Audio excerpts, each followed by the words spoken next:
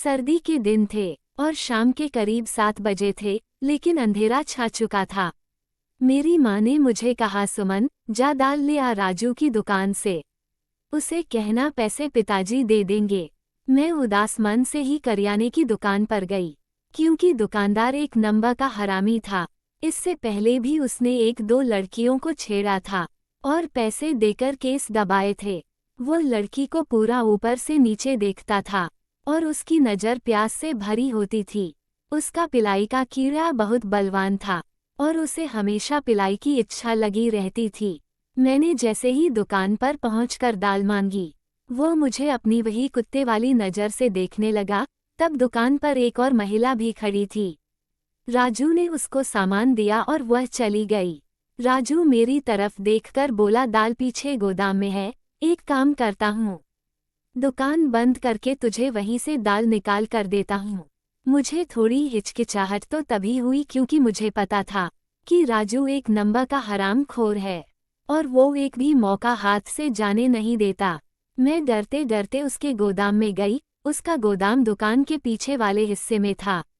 उसने अंदर जाकर लाइट जलाई, लेकिन इसकी लाइट भी उसके जैसे ही कंजूस थी। कमरे में अभी भी जैसे ही अंधेरा था। मैंने थैली हाथ में पकड़ी थी। राजू ने दाल का पीपा उठाया और बोला दिया, तू मुझे आज करने दे, मैं तुझे 500 रुपये दूंगा।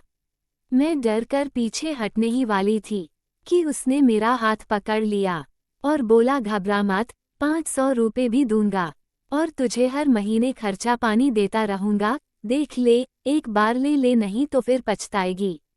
मैं अभी भी डर रही थी। वैसे 500 रुपये मुझे आज तक एक साथ कभी नहीं मिले थे, पूरे महीने के खर्च के तौर पर भी।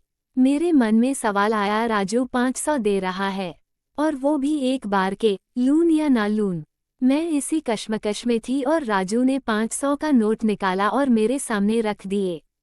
मुझे 500 के नोट की खुशबू देखे काफ़ी अरसा हो गया था।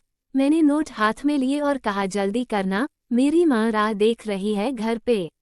राजू, अरे रानी, घबराती क्यों है, अगर वो ज़्यादा कुछ कहे तो बोल देना, गोदाम गई थी दाल लेने। वैसे मैं उसे यहाँ गेहूँ, बाजरा, चावल, तेल, शक्कर सब निकालने के लिए ला चुका हूँ। ये सुनकर मुझे अजीब तो लगा, लेकिन फिर मेरे दिल में ख्याल आया कि राजू की बात सच तो लगती है, क्योंकि मेरी माँ कभी कभी तो उसकी दुकान पर आती और 20-25 मिनट तक वापस नहीं आती थी। राजू ने अपनी धोती उतारी और सफ़ेद लंगोट में उसका तना हुआ तंबू पोजीशन लिए ही खड़ा था। मैंने आज तक कभी तंबू देखा भी नहीं था।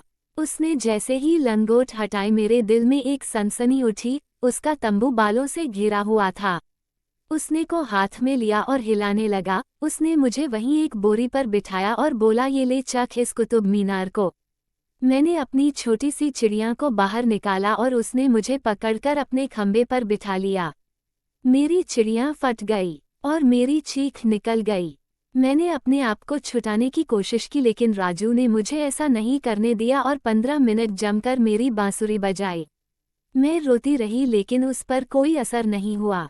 मैं रुपए लेकर वहां से आ गई और दोबारा उसकी दुकान पर कभी नहीं गई।